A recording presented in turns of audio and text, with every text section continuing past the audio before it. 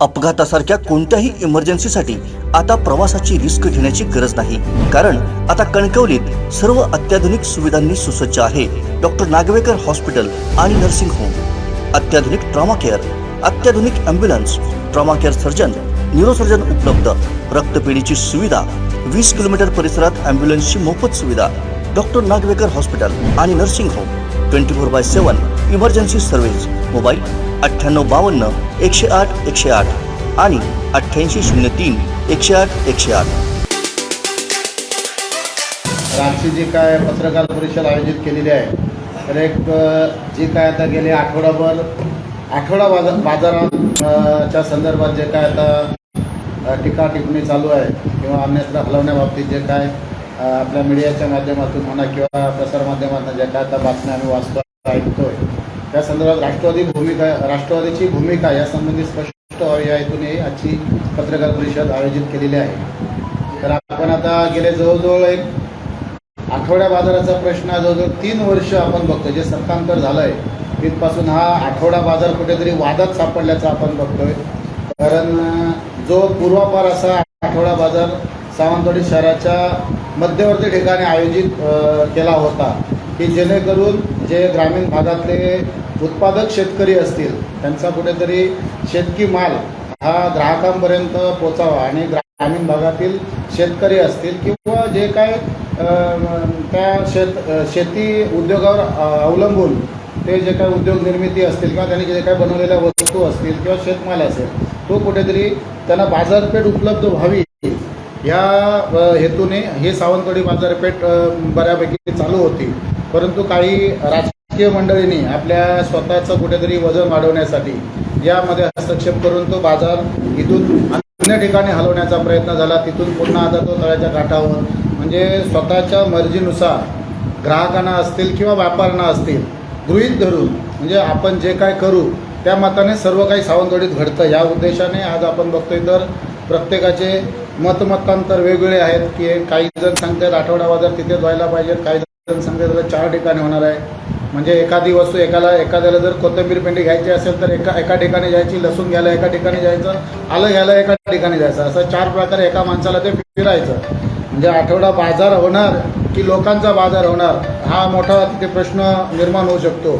तर आमचं तर स्पष्ट राष्ट्रवादीचं आमचं एक मत म्हणाल तर एक सर्वसामान्य नागरिकांचा आणि व्यापाऱ्यांचा कुठेतरी विचार करून याच्यातनं काहीतरी सुवर्ण मध्य काढून जेणेकरून व्यापारी किंवा नागरिकांना कुठच्याही प्रकारचा त्रास सहन करावा लागणार नाही या उद्देशाने त्या बाजाराचं कुठेतरी प्रस्तावीकरण किंवा तो बाजार भरला जावा हा आमचा राष्ट्रवादीचा एक प्रामाणिक प्रयत्न आहे। जेणेकरून तो बाजार अशा ठिकाणी व्हावा की कुठेतरी तिथे ग्राहक पण आले पाहिजेत आणि त्या बाजारपेठेवर जे अवलंबून उद्योगधंदे आहेत, मग हॉटेल व्यावसायिक असतील, बेकरी व्यावसायिक असतील, कोल्ड्रिंकवाले असतील, रिक्षेवाले असतील, इतर जे काही सगळे दुकानदार आहेत त्यांना कुठेतरी एकत्र व्यापार व्हावा।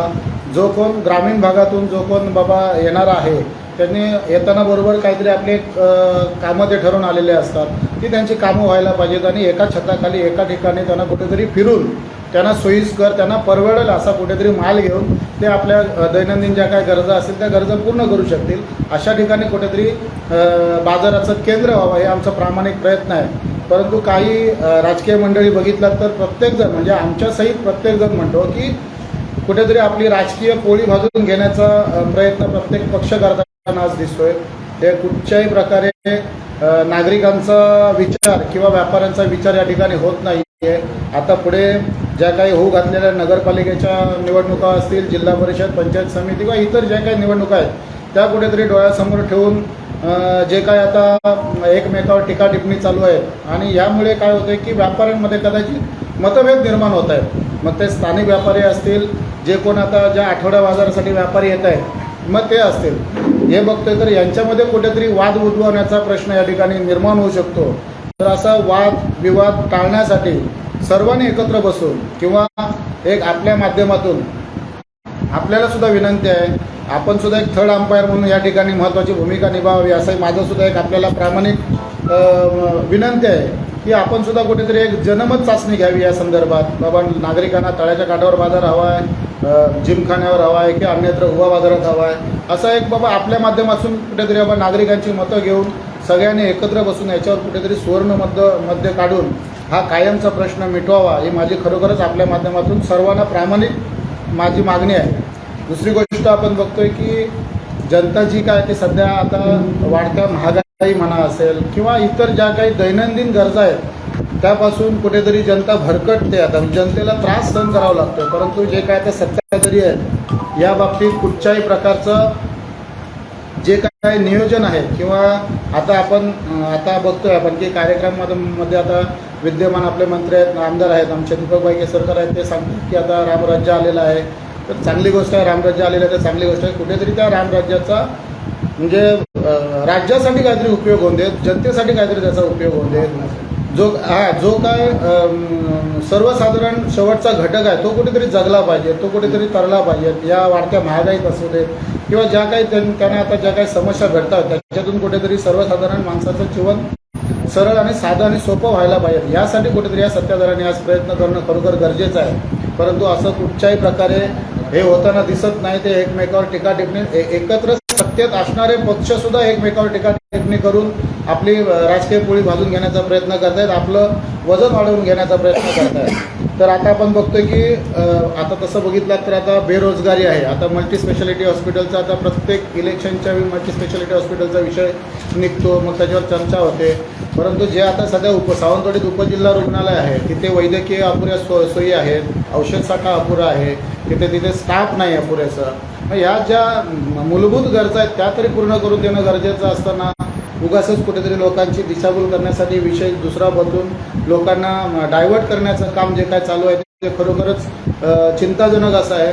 सर्वसाधारण माणसांना फक्त गृहीत धरून म्हणजे आपण केलेलं सगळ्या माणसांना सगळं बंधनकारक आहे असं कुठेतरी एकाधिकारशाहीपणाने जे काही चालू आहे ते खरोखरच निंदनीय असं चालू आहे. तर आमचं खरोखरच एक प्रामाणिक प्रयत्न आहे की जे काय आता तुम्ही सत्ता तुमच्याकडे आलेली आहे, तुम्ही म्हणताय रामराज्य आलेलं आहे प्रत्येक वेळी सांगताय, तर त्या तुमच्या रामराज्याचा काहीतरी सर्वसाधारण नागरिकाला फायदा होते हीच आमची अशी म्हणजे सर्वसाधारण आमचीच अशी नाही सर्वसाधारण नागरिकांची अपेक्षा आहे.